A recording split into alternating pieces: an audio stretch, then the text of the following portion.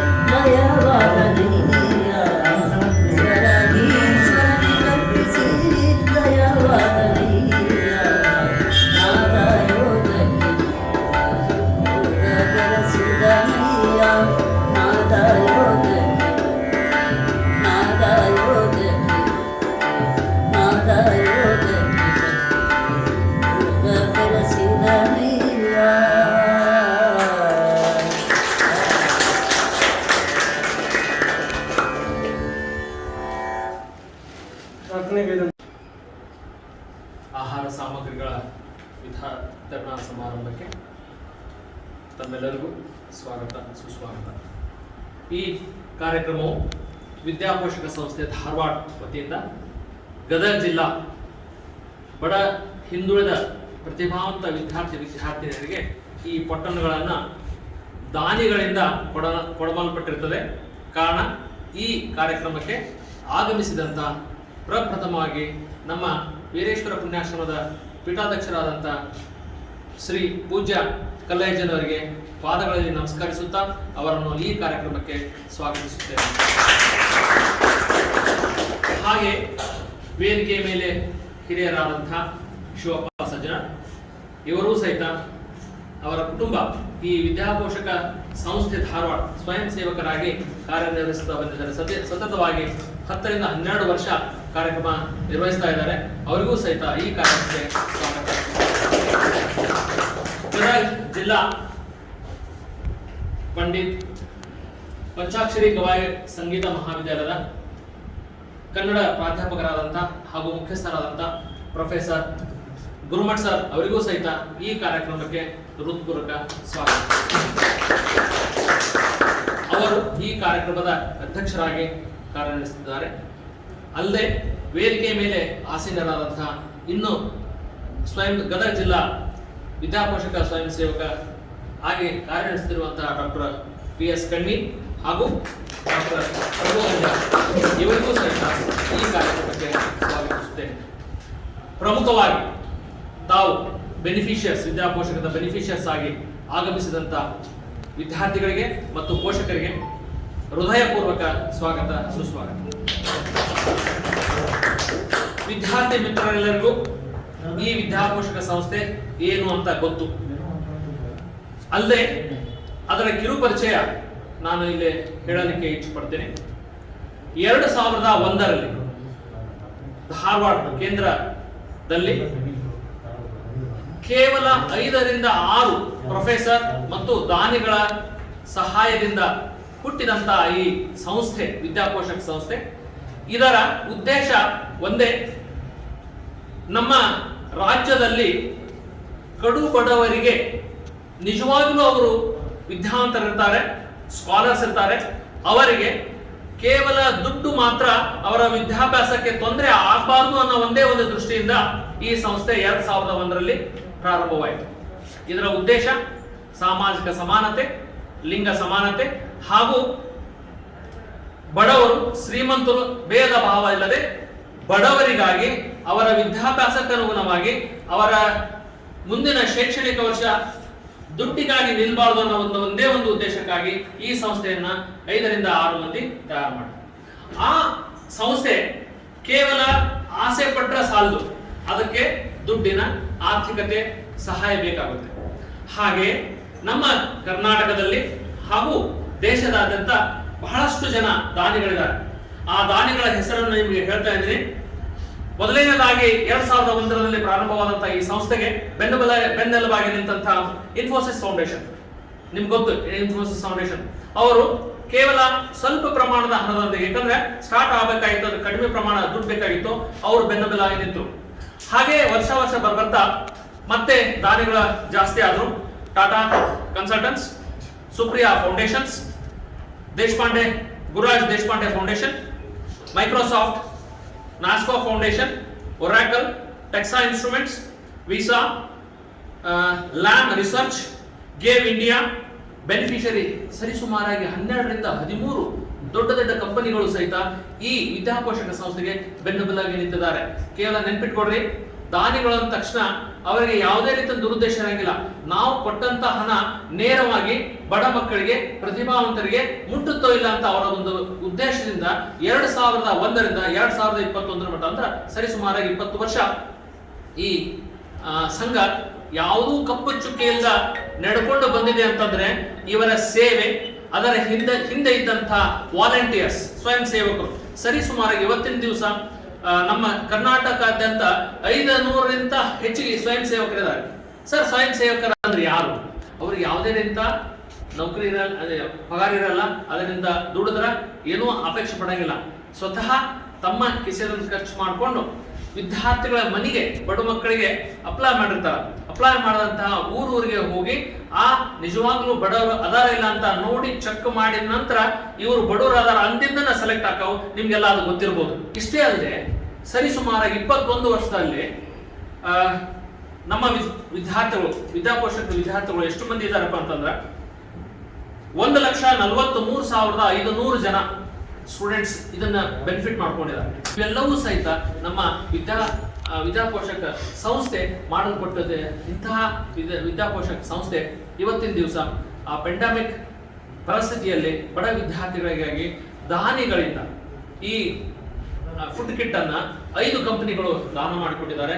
ಅವರಿಗೆ ನೇರವಾಗಿ ವಿದ್ಯಾರ್ಥಿಗಳ ತಲುಪಲಿ ಅಂತ ತಿಳ್ಕೊಂಡು ಜಿಲ್ಲಾವಾರು ನಮ್ಮ ಈ ಗದಗ ಜಿಲ್ಲಾ 24 ಜನರನ್ನ ಸೆಲೆಕ್ಟ್ ಮಾಡಿದ್ದಾರೆ. 24 ಜನಕ್ಕೆ 24 ಕಿಟ್ ಕಳಿಸಿದ್ದಾರೆ.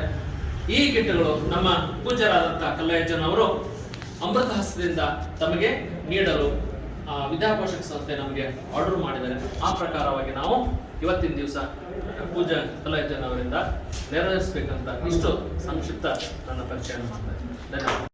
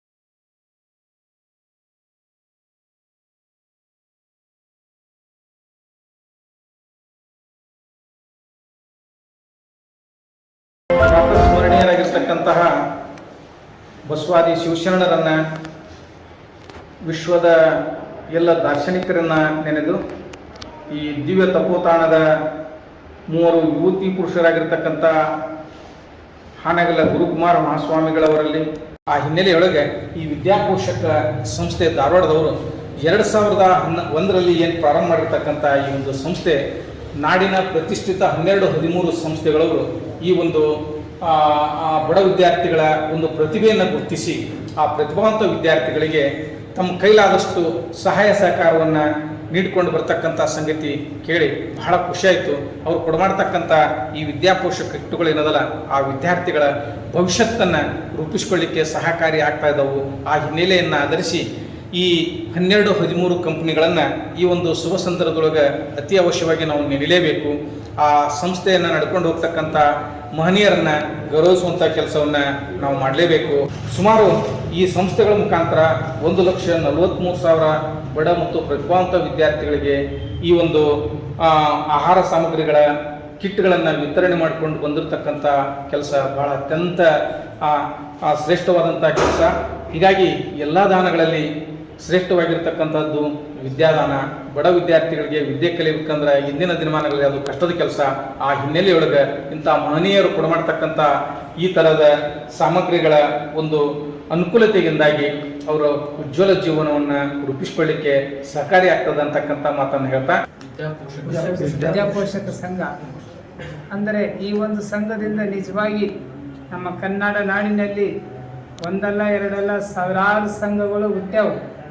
ಆದರೆ ಈ ಒಂದು ನಿಸ್ವಾರ್ಥ ಸೇವೆ ತಾವೆಲ್ಲ ತಮ್ಮ ಒಂದು ಜವಾಬ್ದಾರಿತ ಇದ್ದುಕೊಂಡು ಅದನ್ನೆಲ್ಲ ಮುಗಿಸಿಕೊಂಡು ಬಿಡುವಿದ್ದ ಸಮಯದಲ್ಲಿ ಕೂಡ ಇಂಥ ಒಂದು ಒಳ್ಳೆಯ ಕಾರ್ಯಕ್ರಮ, ಒಳ್ಳೆಯ ಬಡ ಮಕ್ಕಳಿಗೆ, ಒಂದು ಬಡ ಕುಟುಂಬಕ್ಕೆ ಸಹಾಯ ಸಹಕಾರ ಮಾಡ್ತಕ್ಕಂಥ ಸಂಘಗಳು ಸಾವಿರಾರು ಸಂಘದಲ್ಲಿ ಭಾಳಷ್ಟು ಅಂದರೆ ಬೆರಳೆಣಿಕೆ ಅಂಥದ್ರಲ್ಲಿ ವಿದ್ಯಾಪೋಷಕ ಸಂಘದವರು ನಿಜವಾಗಿ ಭಾಳಷ್ಟು ಒಳ್ಳೆಯ ಒಂದು ಅತ್ಯುತ್ತಮ ಕೆಲಸವನ್ನು ಹಮ್ಮಿಕೊಂಡಿದ್ದು ನೋಡಿದರೆ ನಮಗೆ ಭಾಳಷ್ಟು ಸಂತೋಷ, ಭಾಳಷ್ಟು ಖುಷಿ ಆಗ್ತೈತಿ. ನಮಗೆ ನಮ್ಮ ಗುರುಮಠ್ ಸರ್ ಅವರು ಬೆಳಿಗ್ಗೆ ಕರ್ಕೊಂಡು ಬಂದು ಅವ್ರನ್ನ ಹೇಳಿದಾಗ ನಾನು ಅದು ಗೊತ್ತಿದ್ದಿಲ್ಲ. ಆದರೆ ಇದು ಒಂದು ವಿಶೇಷವಾಗಿ ಕಾರ್ಯಕ್ರಮದ ಒಂದು ನಿಯಮಗಳು ನೋಡಿದಾಗ ಬಡ ಮಕ್ಕಳಿಗೆ ಉಚಿತವಾಗಿ ಇದನ್ನೆಲ್ಲ ಕೊಡ್ತಕ್ಕಂಥದ್ದು, ನಿಜವಾಗಿ ಹಸಿದ ಹೊಟ್ಟಿಗೆ ಅನ್ನ ಕೊಡ್ತಕ್ಕಂಥದ್ದು, ಬರಿದಾದ ನೆತ್ತಿಗೆ ಜ್ಞಾನ ಕೊಡ್ತಕ್ಕಂಥದ್ದು, ಮೈಗೆ ಹರಿದ ಬಟ್ಟೆಗಳನ್ನು ತೆಗೆದು ಹೊಸ ಬಟ್ಟೆ ಕೊಡ್ತಕ್ಕಂಥದ್ದು. ಅಂದರೆ ಜ್ಞಾನ ಕೊಟ್ಟರು ಅಷ್ಟೇ, ಒಟ್ಟಿಗೆ ಅನ್ನ ಕೊಟ್ಟರು ಅಷ್ಟೇ ಅಂಥ ಒಂದು ಸಂಘ. ಅದರಲ್ಲಿ ಹೇಳಿದರು ಸುಮಾರು 12-13 ಕಂಪನಿಯವರು ಇದಕ್ಕೆ ಸಹಾಯ ಸಹಕಾರ ಮಾಡ್ತಾರೆ ಅಂತೇಳಿ. ಇವತ್ತು ಎಷ್ಟೋ ಮಂದಿ ಅಂಥ ಸಹಾಯ ಸಹಕಾರ ತೆಗೆದುಕೊಂಡು ಸ್ವತಂತ್ರವಾಗಿ ಏನೆಲ್ಲ ಮಾಡೋಕ್ಕೆ ಪ್ರಯತ್ನ ಮಾಡ್ತಾರೆ. ಆದರೆ ಇವತ್ತು ಅಂಥವ್ರು ಕೊಟ್ಟಂಥದ್ದನ್ನು ಇವತ್ತು ಸಮಾಜದಲ್ಲಿ ಬಡ ಮಕ್ಕಳಿಗೆ ಕೊಟ್ಟು ಅದನ್ನು ಪ್ರೂಫ್ ಸಮೇತವಾಗಿ, ಅಂದರೆ ಫೋಟೋ ವಿಡಿಯೋ ಸಮೇತವಾಗಿ ಅದನ್ನು ಸಾಕ್ಷಿ ಸಮೇತವಾಗಿ ಅವ್ರಿಗೆ ಮುಟ್ಟಿಸುವಂಥದ್ದಾಗಲಿ, ಅವ್ರಿಗೆ ನೋಡುವಂಥದ್ದಾಗಲಿ, ಸಮಾಜಕ್ಕೆ ತೋರಿಸುವಂಥ ಕೆಲಸ ಇದು ಬಹಳ ಉತ್ತಮ ಕೆಲಸ. ಈ ಸಂಘ ಏನೈತಿ ವಿದ್ಯಾಪೋಷಕ ಸಂಘ, ಇದು ಇನ್ನೂ 100 ವರ್ಷ ಇದು ನಿರಂತರವಾಗಿ ಬಡ ಮಕ್ಕಳಿಗೆ ಎಲ್ಲ ಸಹಾಯ ಸಹಕಾರ ಕೊಡುವಂಥ ಕೆಲಸ, ಶಕ್ತಿ, ಭಕ್ತಿ ಆ ಗುರುವರರು ಈ ಸಂಘಕ್ಕೆ ಕೊಡಲಿ ಅಂತೇಳಿ ಹಾರೈಸಿ